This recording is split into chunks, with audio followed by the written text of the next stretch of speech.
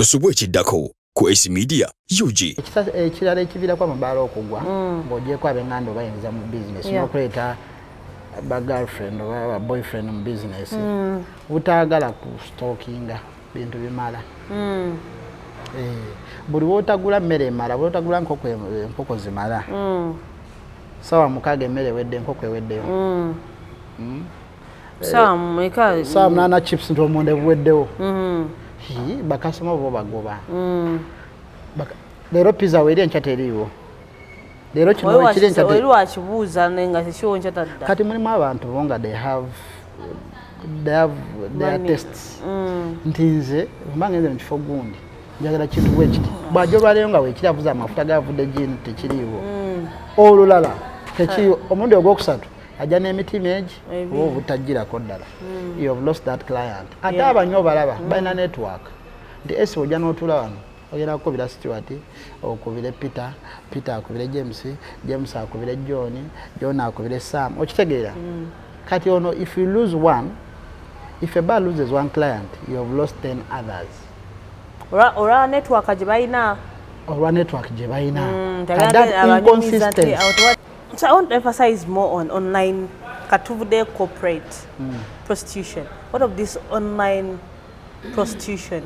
Amabaala whereby babeerawo batambulira ku masimu. How good, I won't say how good is it. Naye eri etya abana mu ngeri ya online. Ati kati online eyo giraba. Osooka mu kino ekyokulondanga buli kiro. Kati wokuŋŋanya contacts ezo ne ziwera. Tugeze olina kubonaza abasajja nga 20. Mu 20 suubirayo omu kwabo kukubira buli weekend. Omubesebese. Perfect. Tosobola kuba gy'ovudde nti nze kyange ngenda kikolyanga online. Tekiriiyo. Osooka mu kino n'okuŋŋanya contacts. Okitegeera? Mpulira. Owe munyonyi akubye. Social capital. Perfect. Nade social capital oyo. Nedda. Anti kiri bwe kiti. Bakasitoma abange kale abantu bonna be meetings bayisiza bulungi. Okitegeera? Mba service nga bakibogera. Abasabize bulungi kadde nasigaza contact. Kale oyizo osigaza contact. Nga nawe sinika WhatsApp tebagiddamu. Wanji tata. Nyuma abasajja nga tebagala mmanyanga. Tayagala kuddira. Neba ng'omukozi otya bulungi nga tayagala kuddira. Oluusi mufumbo. Abasinga babafumbo. Abasinga babafumbo. Eseza abafumbo basinga ddala okugula bamalaaya. Nedda sijja kyogera bwe ntyo. Sijja kyogera bwe ntyo. Badde mmanyi? Be bamu ku bo. Abasajja bonna. Oba mufumbo oba si mufumbo. Oluusi nze mba simanyi nti oyo mufumbo. Kati fe abaddugavu tulina mentality nti olaba omusajja ng'akuliddemu mu myaka aba mufumbo. Ye mentality gye tulina ffe ng'abaddugavu. Naye ate kitali kituufu. Mwe abasajja nga bakuzeemu nga si bafumbo. Nga bwagaana. Ng'obufumbo bwagaana. Either ng'abeera n'abaana be ne mukyala we naye nga bayawula bisenge. Yes.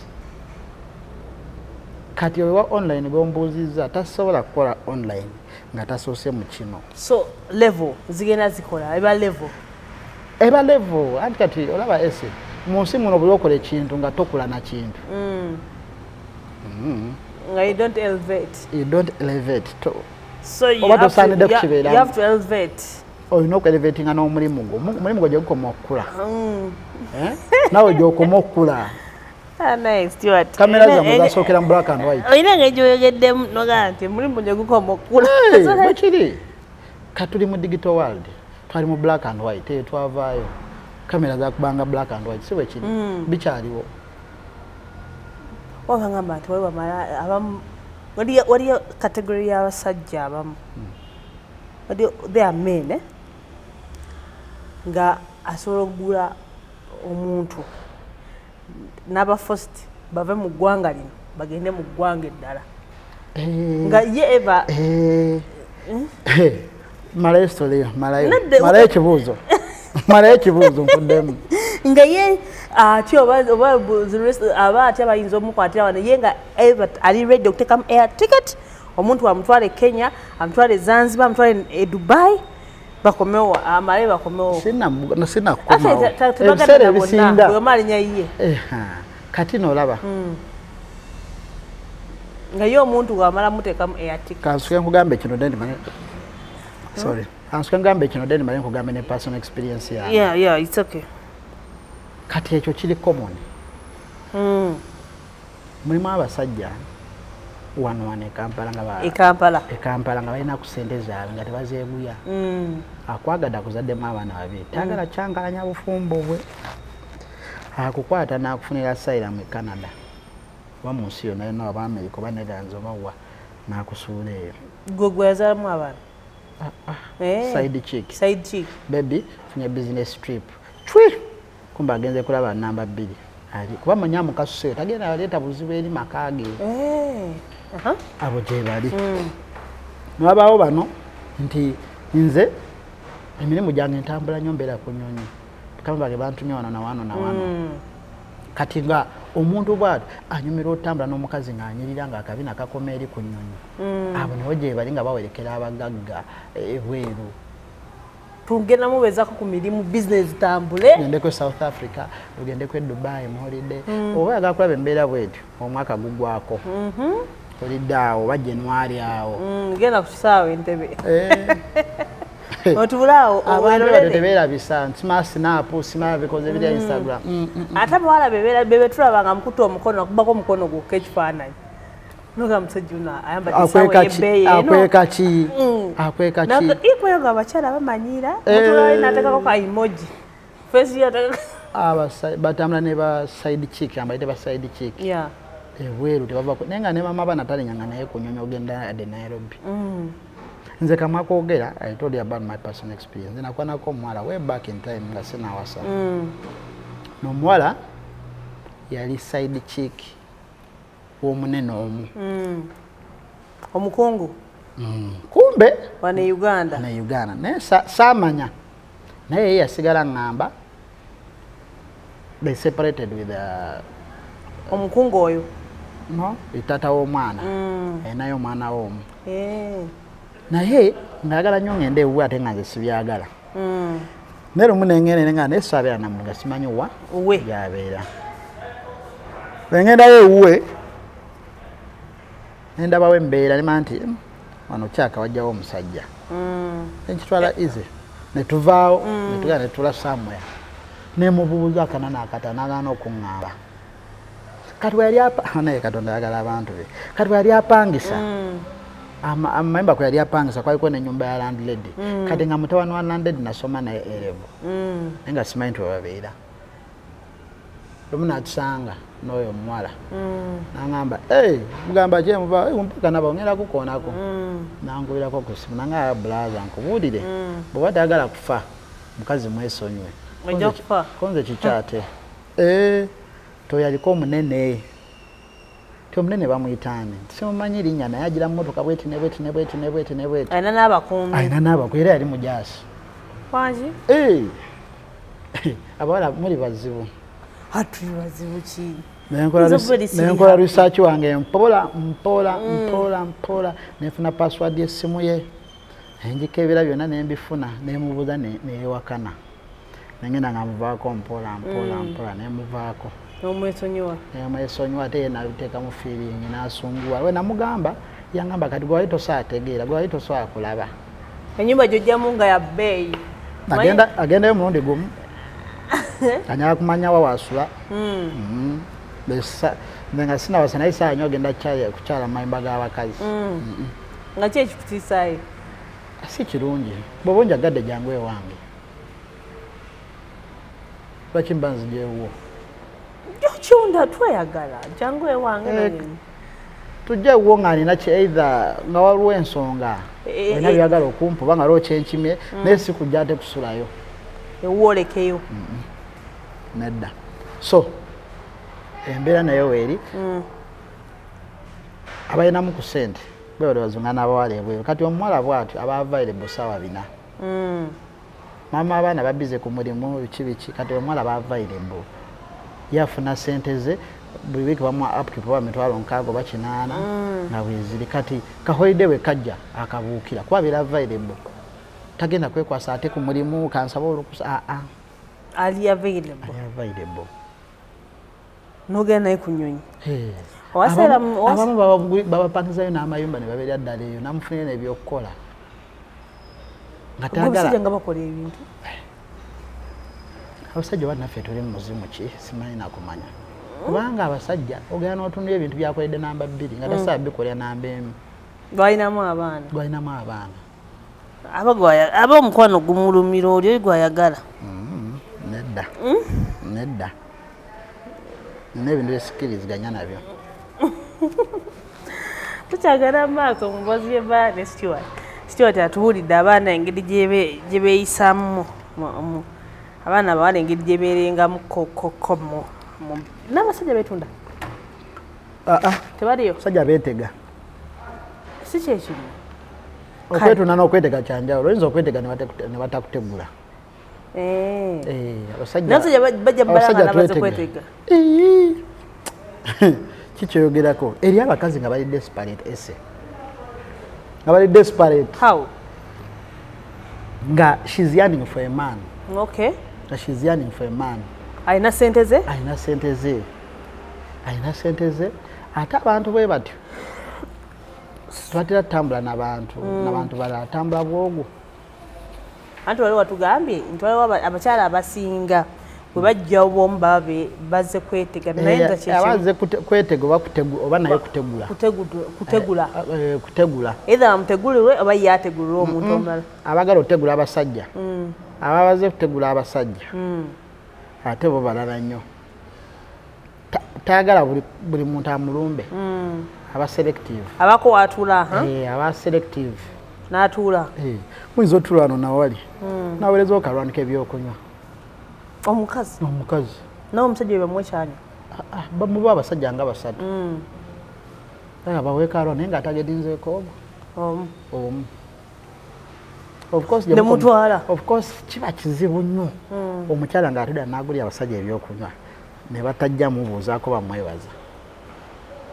kiba kizibu sinakindi okumuyita abajoyiningi naye nze nsi mu mutima baba bakitegeera kati nze nga ntukaatuka babawe ekyamunywa walakwasiziina mwaye ebintu bino byanjawulo it's not because tozirina akatono koyina osobola okikola nesanga sijja nga abasajja bali babawe kye give them what kati fe olaba naffe abakozi batukwana mukazi n'ajja mu bbaala nga ye ali bize goli bize okula onyenya ensaasiyo nga bwe nakunyonyola ensaasi kyeki abataala ba episode ewedde ensaasi ye cocktail shaker gye tushakingiramu cocktails olwokuba mubaamu ice cubes kati wonyenya bwotyo sound bange ey'ensaasi so fe twagikazaako eri ensaasi fe oba bize ng'onyenya ensaasi throughout the night naye omukazi n'abeereyo ng'anywa naye nga akutunuulidde naye nga gwe tokimanyi bw'aba anyuka nenokananga this is for you nakwayo sente ku sente $10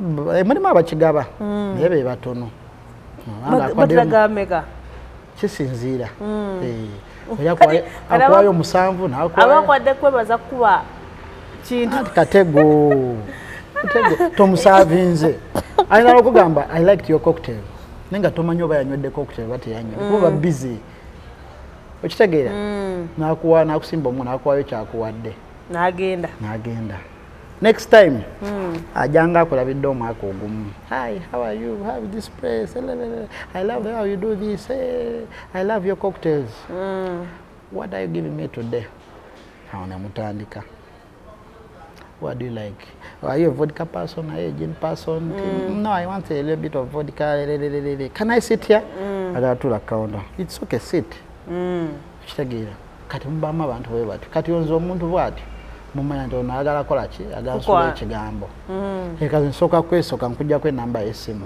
nembeera nayo sikubira sikuba sikola ki sikuba waye gwe bw'oginsaba ogenda kuntawaanya ekitegeera kati gw'osooka muwaosooka mugamba mpeeyo kati nkyawadde naganga tonkubirangako I have never seen your message. It's now a month ago. I'm going to send it. I'm always busy.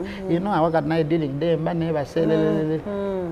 Ewe olanga alemeddeko manya nti yali serious ate abantu bwe batyo abawala basinga batera kuba nga bava mu family ennungi nga ayina a certain class of a guy gwayagala nga tali ku kino nti buli amukwanya gwayagala nga ye yagala okwerondera nti nze nya musajja bwati ne bwati okitegedde kale osanga nga oli summer week ng'oyogena naye ate ng'ofunayo omulala kale weesanga akawunta nga bali babiri ekyo kikonde kiba kigenda nnyoka abantu balwanira ddala kyange kati yaaba kati olwedda ali mu laavu abaze kukolera ebbuba ku mulimu akozesa amaaso tudde wano lwaki oli omuwa obudde lwaki oyogera n'oli lwaki omuwa obudde erererere ayinza n'okulinda mpaka nga mugaddewo kati nze byeneewala mulaba ebintu bibeereeyo ebintu bye tubiraba ate ne kati ffe twabimanyiira tulina engeri gye tubimanagingamu era nsaasira nnyo omwana ow'obuwala oba ow'obulenzi ayingira ebbaala olwaleero baffe twayingira ebbaala ebintu byali tebinabatabukanga olwaleero naye kati omwana ayingira ebbaala omutima gwe gutabeera solid either ekozesa ensobi oba gwe n'ogikozesa ensobi ekimu ku bibiri naye kati ebintu bingi ebibeera mu bbaala oli ebintu ebimu nga obiwulira owulira nga amaanyi gakuwedde biwulikika nga ebitaliiyo naye nga gyebiri ngaana beekolerera ddala ebintu mwala ayinza okujja nga tayambadde kawale ka munda ayambadde ka dress natambula bw'ati ate nabawala muli bazibu ayinza otagetinga let's say nga abasajja bonna batudde focus yaabwe eri ku TV balaba omupiira nasooka bayitamu ebigo tebiri side eno ng'atudde wano atulaga screen yino bali kulaba mupiira omwala atudde eri ayita bw'ati ayita mu maaso ga screen naye nga ebigo biringa eri osooka olaba abasajja nga bonna bamukyukirako bwe bati tebakolekako wadde amaaso gano mazibu ogenda okulanga beekoonako omupiira olugwa genda okulanga bamunoonya atudde naani gwe esi wali wali tunyumizaayo ebintu ebibeera mu bbaala ebintu emboziboozi ezo ziba mu bbaala nga waliwo ebintu byotunuulira nokala naye bannaaye nga ki era nga bawala abo kati ongambye akadress n'amaanyi ne ganzigwamu ati kati olaba byo bingi kati olwaleero olaba abawala betulaba ku kkubo oba ku TV nga balina bye bakola nga sina abakozi ba TV naye nga balina tugeze emirimu gye bakola ku TV abantu ab'enjawulo abalina bye beekoleddewo nga tubamanyi nti balina ebintu bye bakozeewo byanjawulo bigasa society naye bw'ajja mu bbaala aba kirala nnyo abantu ababeera mu limelight aba kirala nnyo kiki abaki abagundi ow'ebbaala tabeera gundi ono ali waweeru w'ebbaala kengeze esi akola kuno esi wajja mu bbaala abeera esi ow'ebbaala wa esi media bw'aba ku mukutu gwe aba esi bw'ajja mu bbaala aba esi ow'ebbaala abawala olwaleero banywa enjaga olimba naawe ololololo enjaga kati yafukanga kyoba it's not a surprise okulaba omuntu ng'anywa enjaga enjaga sigala shisha ajja anuusiza shisha ogwo omukka ogubayita negana naafuwa shisha abaana abawala bafuwa shisha naye nga omulabe naye shisha atamiiza oba kati nyoyinza okwata omunywangako shisha kikuba akuba shisha mutwaliye mu bikuba nga olaba omwenge nga olaba naye yalina engeri gyakubamu ate takuba nga mwenge shisha tatagaza ng'omwenge nakutagaza naye ayinza okukuba omutwe neguzitowa neguzitowa kiro nga 3 naye akugwako mangu akugwako mangu engeri gyali flavored ng'osika omukka ogwo guba mungi kati gw'osika nga gugenda ku bongo direct nga gugenda ku bongo kati mulimu ate abawala baba bakuguka mu shisha nga shisha omukalu tamukuba omukalu yatya plain plain nga tali flavored plain like plain shisha nga temuli kayaga abayagalamu ekiti kyenjaga bakiteekamu bakiyita kiti like a stick ebaguyita muti naguteekamu n'alyoka amukuba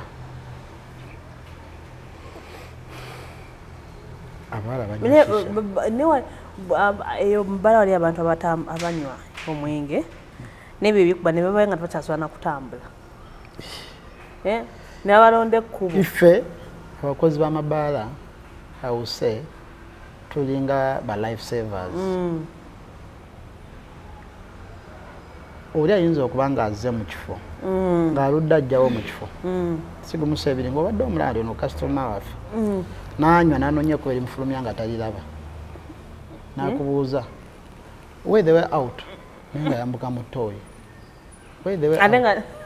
oba n'atuuka mu ttooyi ttooyi zino ezotuulako n'atuula ne yeebaka bakanyakonko nawe bati nebwe kibola atooyo z'amabaala ezisinga zibaako ne space waggulu zibaako space osobola okulinnya n'okola ki n'ogwamu n'omutaasa eryo golaba ng'anywedde ng'aweddeyo nga sobola kwongera mwenge noba olina sente nga sigenda kukuwa take a red bull at least take a cup of red bull akola ati akakanya red bull energizer akwa kumaanyi kale akuyambako okudda engulu mangu yes mulimu abantu bo nga banywa tatamira naye nga kimukuba lumu ate abawala be bakyasinza okutamira ne bakola ebyekisiru ebisiru nga ki ng'okubebakirako mu motoka mu matooyi ne mubala mwennyininyini oyina mubakebakaawo mu bitebe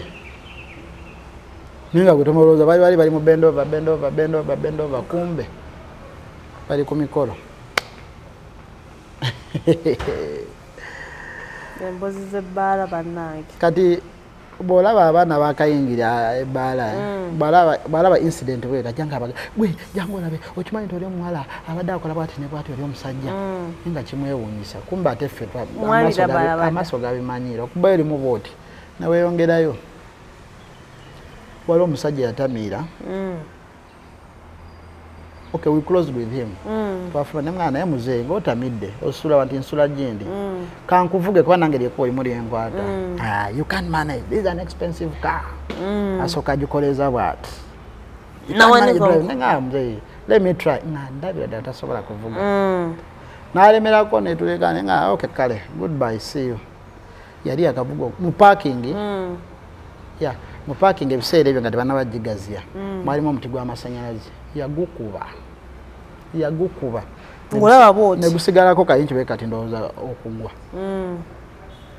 ye naawona yeeyongerayo muti tegwagwa that was sometime back myaka nga 6 emabega muzeeyi nakona ngamba Brown come what's your name I'm so and so you are a good man.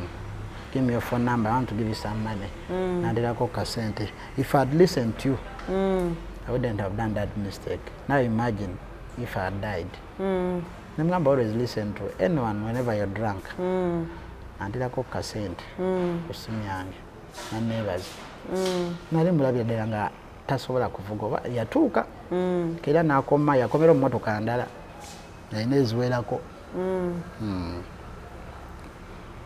So byebyo ebintu ebikyasinze kubeera mubaala kati ebitraininga njaga kunywera njaga open muyinza nga mutuddawo crowd oli najjayo enjaga n'akoleeza it's no longer a surprise ngedda ekintu kyatabuka nnyo kintu kyatabuka nnyo it's normal, it's really normal.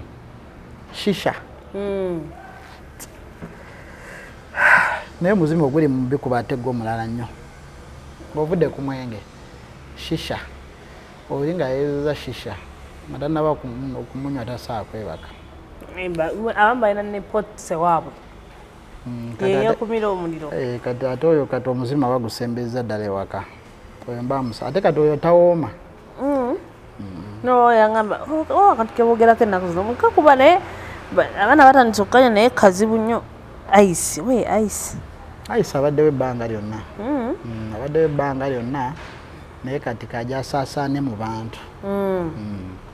Ice abadde webbanga. Obadde munene bw'omumanyira as in when you get used to it. Abadde n'omunene okugga.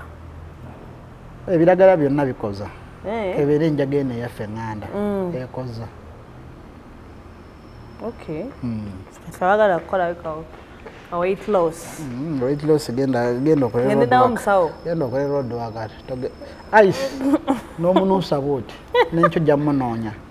Addiction bwete weetandika. Ice oyo mulaba. Kale ebiragala byonna obiraba. Ababikozesa baagala. Naye atuuka ekiseera ne bimutama naye nga takyasobola bireka. Already are addicted. Takyasobola kivaamu. Ekitegeera takyasobola kireka. Nze nalinako mukwano gwange ng'ayinza okukubira essimu. Jankugulya ebbiya 2. Jankoyo ka lita 2. Nfunye wentandikira obucupa 4. Nange nja kwegulirayo obulala nga 10. Ogenda. Mama akanywako kamukamu ngulyayo shisha. Ngake kakodyo akugulya ebbiya 2 gomugula shisha mitwalo egyo. Esatu. Sasa okakitegeerera na mwana olaba. Shisha ono simu jwani wadde omuvaako. Awo twatandikira okuzaawula. Gange sigula shisha. Bwagala bbiya nja kugulya naye shisha sisobola gula. Shisha ba mtwalo 3. According to the bar. Waliwo shisha emitwalo 10. Yes. What is the difference? The difference. Kona mtekako maanda. The difference kati okay. Flavors. The difference kati wale wanabagula amanda na agataliga na agafa agemiti. Gali imported. Ne pots. Muni pots ezaka. Gazina lights. Nembamu shisha nga wa fruits. Okay. Erije bateeka amazi. Nateekayo fruits, melon, oranges, apple. Tugeza abanywa apple flavor bateekayo apples wansi ne ice. Kati asika omuka nga gunyogoga. Wangi. Ebizike byo bibiri nga bigwa wale. Omwana dakika mmeka? Kisinziira yo intake. How fast you want. Naye nze wadde ndi awo naye nsanjira mbireka. Kati nze I don't advise anyone to start drinking, to learn how to smoke, learn how to take shisha, and stuff like that. Amatune gakuba enjaga ne kuba matu maaso ge muntu wabwa nga takyalaba. Kitegeera. Innocent otulimisa. Innocent ate obubbi mu bbaala. Stuart. Sorry. Obubbi mu bbaala Stuart. Obubbi obw'abakazi obwaki? Obubbi abanga mu bbaala abantu babba. N'abakazi babbi twogerere ku bamalaya. Babbi naye obukodyo bw'okubba bungi. Obukodyo bw'okubba bungi. Olajja n'akwetooloola n'akubala. Bira esoose badde ya 25. Bira ezeeko ya 72. Ani abala? Omukazi. Osasula cash. Atudde wali akubala. Kati olanga otamidde nga gyakwegattako. N'asooka kukubira dda abaana beekola ebintu gwe mabaala. Asooka kukubira dda nsaawo n'omukwatirya nga bw'oyagala. Jjukira omala omukwatira nawe ova mu mbeera. Bw'omala ova mu mbeera babya kuteesa kudda waka. Tona kumanya linnya lye. Olina namba ya simu. Tugende. Ositudde muntu wo. Mutuuka mu motoka. Tulaga. Tugende gindi. Naawe tugende gindi. Kale tugende. Let me first go for a short call. Olwona amaze okubala. Ntwaba agenze ku satellite. Kijjamu twale dakika nga 10-15 okuba nga atuuse ewuwo bakyangu nnyo okwescapingawo n'akuleka mu lumu. Bw'aba talina calform akukola byonna byakukoze naye fuula atamidde ennyo gwe ne weewaka ezibadde mu wallet n'azitwala. Tolina namba ye ya simu. Akutumaze. Esimu oba teri iPhone batera zitwala aba agitutte. Kati omusajja omukulu oluuto olukoma eri otandika oti ogenda ku reception tinyamba naze nani wano ndabe ekifaananyi kye nkitwala ku poliisi tekuba kuswala okitabuti tomuntu yakubbye n'ogenda. Abalala bakubbirawo wennyini nyini ng'obya abakyala tegwe abakazi nga bekola ebintu abakazi kati basikamuko they pick bali pockets. balina experience ya kasam alaba sente weziri tekimugana nakuba bobo swipinga katbaleta gundi system yok swipinga banka zeta visa machines mabala ne baswipinga kaso swipinga abeera wali akanoleri kasamanya pin yobwe yati nti 1945 kati abo ne batera kuba wakalform omuntu kamotoka kalform anza najukutera mu kyokunywa bamaji kutera mu kyokunywa nakubala nga mugenze mu moroka omuntu kammoroka awo tovaawo yakubala nti kati mu dakika 45 ino kubanga amujjewo wano tusasudde bill tugenze you blackout kashi namutwala esimu negenda pada visa card nagenda ku machine kataabo bambalanga miyayo asiba weave ngekomana abatunulanga mbega ne wagenda ku kyuma kamera tesa mwetegereza nasako gukofiira najjako sente nakomawo visa card najimwa najisa mu nsawo nakakana nagamba wa parking my boyfriend has blackout, please take care of him. Me have gone. Yes. I'll be back like in after 2 hours. Yes. Na agenda. Muzeyo oludde engulu. Esimu yange eriwa. Nabadde nani? Nabaddewa. Nabadde nani. Natuseddi wano. Ewaka mama bana akuba amasimu. Esimu teri. Eno bizibu. Abanawo gye bali. Nayo nzibe eri awo. Enzibe endala ya group. Ki group. Bayinza okwetoloola naye nga babala ebintu byo. Babala simu na cash. Ne bakwetoloola n'obagulya ebyokunywa bebazinira mu group nga bwetoloola ku table kati omu bw'aba akunyiga omwe akubeera mabega. Kawale twi! Omu ayinza okubeera mu maaso ng'omulala akuli mabega. Kasaatega nti sente ziri mu wallet. Oyo mu kusana piano. Twi! Kati awo koodi zaabwe bo bennyini be beesomera koodi tebeekuba bwama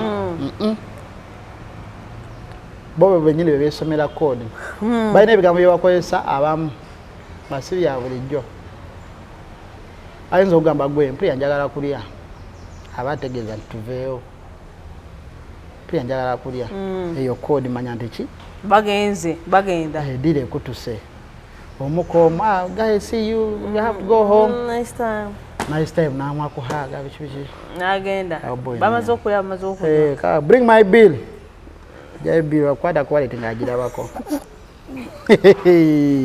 what ngomu ompega musibuza omuzungu bakikola omuzungu yakaba amazi musajja mukulu yakola byo Stuart omuzungu yakaba amaziga and imagine Uganda, African, what about Ugandan girls? African girls.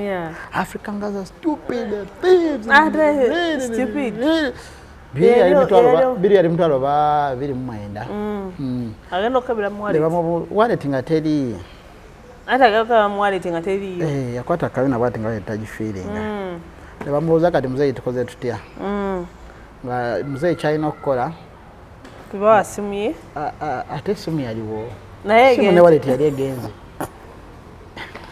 Muzeyi mwamukola mutya? Muzeyi yalina okuba essimu. Yalina okuba essimu. Alina namba gye yali amanyi mu mutwe. Yali musajja munene gye yali akolera. Yali akolera mu commission emu. Aleeta ssente. Namuta. Teyadda. Naye don't you think she affecting Ebaala? Wembeeramu n'abantu. Kya affecting naye it's everywhere. Tosaa kyewala. Ese namanya nti oli mubbi. You can help out. Banga laba omuntu oyo ababbamu. Enkyama kumawo nekikola omuntu omulala. Kati wala bwe batyo balaba. Tebatera kikolera mu kifo kyekimu. Bamanya nti abo babategedde. Okay. Owasi ate ekigroup kiba kinene. Kati ku group eyo kuyinza okujjako ogwo. Nasooka asula enkesi. Atali active mu kuzina na kwetolwa n'abasajja abo. Okitegeera. Najja ne mubuuza abo bamanyi agamba I found them here. Ogena mwesibako. Ate Kalewa mala ate bayinza tugeze bayinza otikula etofali anti abakazi babo kita kutikula etofali. Bama otikula etofali Ebaala wet ne badda mu ddala. Bagenda tikula etofali eddala. Nga ye kati kimulese ye kati ayinza okuba nga si prostitute naye nga ye mubbi ate abo abakola emirimu egyo tebaagala n'abasajja tebaagalirako ddala abasajja ntunyuke nabo kola baba ne vibe abawala bwe batyo bayinza okupulinga attention Ebaala yonna baba ne vibe bayinza okuvaho ne badda mu kifo ekirala tebakola omulimu gwe gumu sinakindi eri nga mu kifo ekirala waliyo gurupu y'endala bano ne bagenda neegatta ku bali So a lot happens. Emize mingi. Kati Ebaala ogiraba kyekifo ekiyingiza buli muntu. Kati buli muze gye guli. Buli ddiiro ekutuka. Buli ddiiro ekutuka. Abamu bakutulya ebidata eddiirizi byabwe sente ne bazigabanira awo 40% nesigala awo wennyini. Ebaala. So kizibu nnyo Ebaala okugwa. Kizibu nnyo okuyingira Ebaala ne sente n'ofuluma ne sente. Stuart, tulaba amabaala mangi agagwa. Actually tugenda kiddamu katono tetugenda gendayo nnyo ne amabaala gano kubanga amabaala tegasobola ku existinga for at least 2 years. We have seen a lot of bars. Nze nina amabaala gena paka nakati. Tebagogerako. Bingi ebiviirako amabaala okugwa.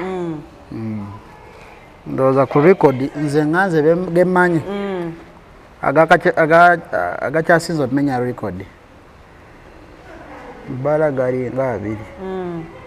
Agawangadde. Agagudde. Agamenya record. Okumenya record otegeeza ki? Agamenya record ne gawangaala ebbanga ettono ennyo. Myezi gibadde ng'esatu ndowooza. Erimu ndowooza teryaweza erimu lyagiweza eddala lyemmanyi nze nganze gemmanyi. Erimu teryaweza myezi esatu gyalinga ebiri bintu bingi eviirako amabaala okugwa. Emboozi mpanvu nnyo naye ogitemaatemamu sookera ku nannyini. Ebaala ogiraba ese kyekintu nga wazimbye ebbaala yo n'okuleetinga system ekintu ekiza ssente amangu babantu babanywi abantu omwenge bagunywa. No wonder we are ranked number 1 in Africa. Abantu omwenge bagunywa. Bw'ozimba ebbaala yo ng'oli mugagga. You have to create a system. Kati abantu abasinga bazimba ebbaala oba yeewoze looni oba nga ayina gy'akolera ne bategeera nti yaguddewo ebbaala ne bamugoba nga talina ssente zisobola kuwanirira bbaala. Ndabye amabaala matono nnyo. Nze nganze genkoleddemu nga gazimbye ne gamala the finishing point that you ready to operate. Agasinga gaggulawo nga tegannamaliriza bulungi. Kati omugagga waba aguddewo ebbaala lye aleeta mulamu we n'amussa mu accounts. Aleeta mukazi we n'amussa mu procurement. N'aleeta simanya mwana wa ssenga wali mu cashiering. Alowooza ataddewo empagi business eri waliyo procurement mukyala nga tasobola kunziba eno mulamu wange ali eno mu accounts eno omwana wa ssenga ali mu cashiering tebasobola kunziba. Abo nabo basuula amabaala. Family. Bw'ozimbanga business yo soko gye mu family. Oba oyagala etambule? Gyamu family ate toyagala muntu gw'okozesa. Kasoogezaako n'omwagala business yategenda wangaala eba tekyali mukozi. Amabaala agasinza okugwa amangu kugulawo nga tegali ready nga galina ne poor system. Amabaala kati galina system. Amabaala abantu abagulawo ebbaala nga bategedde ki kye bagenda okukola. Creating a system nti he cannot even lose a single coin. Ateeseteese bulungi. Buli kimu kye documented bulungi, bookkeeping nungi, buli kimu invoices zisasula bulungi. Abantu buli kimu akisasudde bulungi. Amabaala gawangaala. Ekirala ekiviirako amabaala okugwa ng'ogyeko ab'enganda obayingiza mu business n'okuleeta ba girlfriend oba ba boyfriend mu business butaagala ku stalkinga bintu bimala. buli wotagula mmere emala wotagula enkoko zimala sawa mukaaga emmere ewedde enkoko eweddeyo sawa munana chips nti omonde buweddewo bakasoma bo bagoba leero pizza weeri enkya teriiwo leero kino wekiri enkyawakibuuza nga tekiwo nkya tadda kati mulimu abantu bo nga they have their tests nti nze mba ngenze mu kifo gundi njagala kintu bwe kiti bw'ajobaleyo nga weekiravuza amafuta gavudde gini tekiriiwo olulala tekiriiwo omundi ogwokusatu ajja n'emitima egi oba obutagirako ddala you have lost that client ate abanyo balaba balina network nti esi ojja n'otula wano ogenda kukubira Stuart okubire Peter akubire James akubire John akubire Sam okitegeera kati ono if you lose one, if a bar loses one client, you have lost 10 others. Ora network jebaina. Ora network jebaina. That inconsistency. Ebera mu stalking. Tenkoko weri enchateriwo. Omondero webere enchateriwo. Ekika kya gundi wekiti kiriwo ekyo kyokuma. Amabaala. Reason number 2. Number 3. Number 4. Partnership.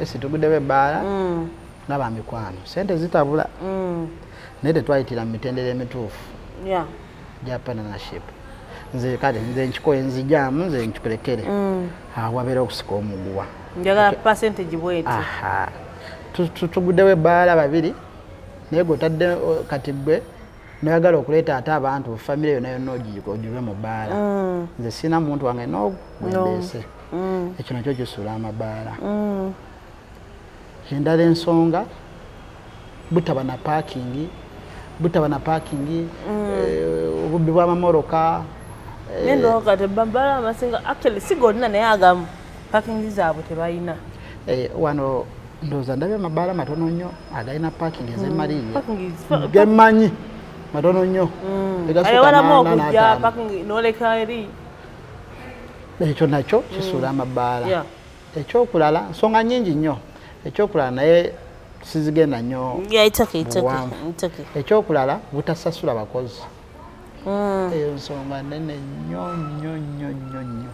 Ebaala okugwa anti bamanyi mufuna tips teziriko garanti nati bo bamanyi you're not sure you cannot get rest assured tagenda kufuna tip olwaleero okitegeera obutasasula bakozi kiviiddeko Amabaala ogwageka Amabaala okugwa jjukira abakozi omukozi bw'otamusasula alowooza mu kubba omukozi ate wakubba oyagala omusibe kituufu ate nga naye aba n'obuvunaanyizibwa okitegeera so obutasasula abakozi naye kiviiriddeko ki Amabaala okugwa Ebaala okugwa eno ttiimu bw'egenda gy'otasasudde kati fe otulaba fe tulina network wano mu kibuga Amabaala gatasasula tugamanyi abagenda okugulawo Ebaala tuba tumanyiiwo omugaga waawo bwe bityo ate muli ndowoozaamu nti ne mu bbanga lyomala ng'okola ya Amabaala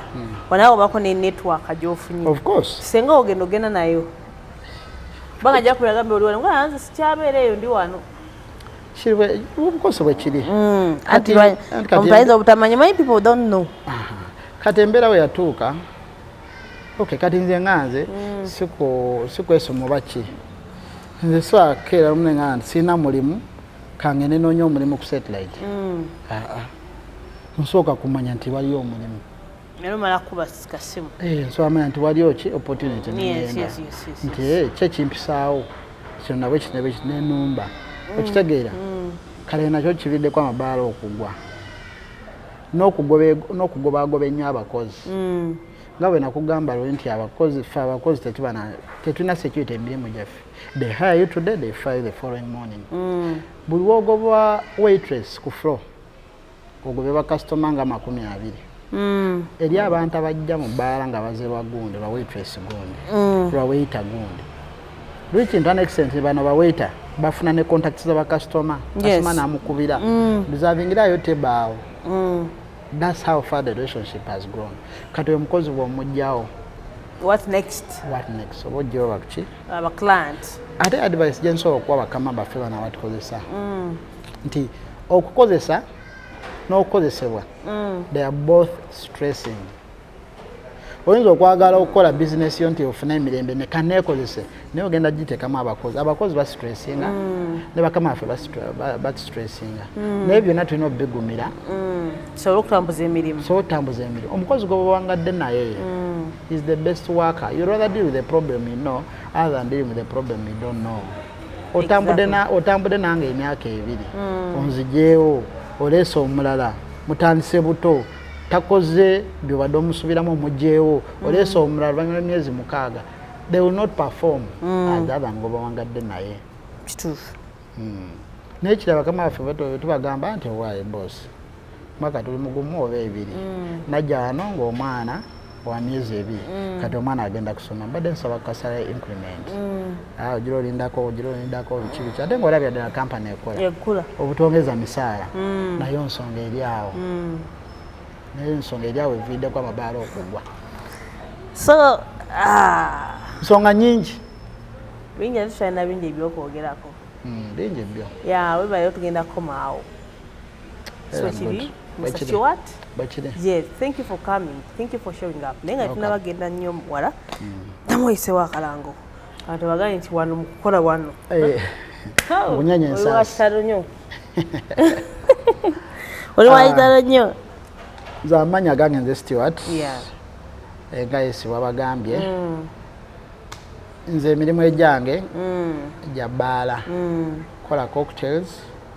It's what I know. That's my speciality. Sikoma kuzikola wokka ku mulimu wenkolera ne ku mikolo nkolawo whichever kind of mukolo oba wedding oba kwanjula oba ki gwe mpita ng'olina omukolo gwo we make it colorful tuteese akabeeyi by'olina okugula ate bakasitoma bange nno mbagondezaamu nze kaso oyogera nange kulaga engeri gy'osobola okukatingamu cost deliver same services but at a lower cost okitegeera era neguza ekipa emitwalo 18 ffe tugulawo ya 6 ate neekola 18 kyeyalikoze okitegeera yes kugamba omuntu omwanguyiza ekintu ne kiba nga kiri ku mulamwa n'afunamu nange nenfunamu mwaba netaaze onkubire kanamba kange 0702 yes 01 5823 oba ka MTN 0785 86 4464 nabagala oba trainingira abaana Amabaala nina ba waitress Stuart naye bali slow tebamanyi service kasoma atula dakika 10-15 teryamukolako cocktails tebazitegeera bulungi nyambo trainingira abantu bange product knowledge tebamanyi jango training abantu bange I'm also available so kungwirako ku namba wa masimu obwo netula netogera namwe abagala okuyiga mixology mwenga gwo omuntu yagala kwingira Ebaala yagala kwigize cocktails you also welcome atakatera ebintu wetogera ebintu webiti okalaga bye cocktails zikwa Amabaala mukka so oyinza ogamba nze njige ebyo Amabaala vaamu amaalo mukwano okukola cocktails ku birthday parties okusooka cocktails ku party abantu bakola nnyo party ebintu bingi ekitegeera so wewe yunira Stuart buli kimu kiba kikoze ki kitambudde bulungi Ebaala we are not trying to spice it up tugezaako okulaba nti mubaako kyemuyigamu kyemujjamu somewhere somehow because I believe waliwo awulira kyonaga kangende speed maker bidi tetugamba tunatogera Amabaala alyo agenda Amabaala naye baako neokoma tonywa nnyo okutamira toya sente za musajja bajja kukolako ebikyamu at least try to behave wano tubeerawo ne Stuart yes batugenda maaso nituwa series Ebaala n'ebirala leero twogedde ku Amabaala ekyo tujja kwogera ku birala a lot happens leero twogera ku Ebaala next time twogera ku kirala so bwe tutyo tugenda okuba nga tutambula Stuart, thank you so much for coming. Thank you so much for sparing your time to come on S Media. Nobako Chowa and see. Okay, we do appreciate. Nyangalo kukakasa nti at least video ije twakoleze so kira people appreciate it. Aboshitegiya. Tuberanga abasaga but abantu abamu kibera serious. Boshitegiya. So please guys, bako choiga mweno story. okitegeera Stuart ajja kubajjeera nga tunyumyamu still kampisa obulango bw'abakama baffe yes nyongera bagamba tuli mu kisiibo tuli mu mwezi gwa Ramadan abasiraamu baganda baffe emikwano gyaffe abantu baffe bonna abasiraamu bali mu kisiibo kati gwali eyo nga wulira onoonye ekifo ekituufu ekyogenda osiibulukuke oleme kwemenya ate omanyi n'okutegeka awo oba enjala yakulumyerumye dda ate obalamu okutegeka ebyo byonna Ramalusani yabikozeeko osobola okugenda wa Ramalusani ewandege awo n'akuwa olusaniya taratibu buli kimu kwekiri kuliko chapati wali kuliko pilau wali kuliko chips wali kuliko enkoko kuliko greens kuliko avocado kugamba buli kimu ewa Ramalusani akikoze ate nga kya mulembe nnyo ate when it comes to Ramadan kiri very so kiri mostive nga bwogera abasenga naye kiri so bagamba nti kiri kabuka kitambula bulungi nnyo so Ramalusani amwekwate nnyo nadda guno omwezi gwa Ramadan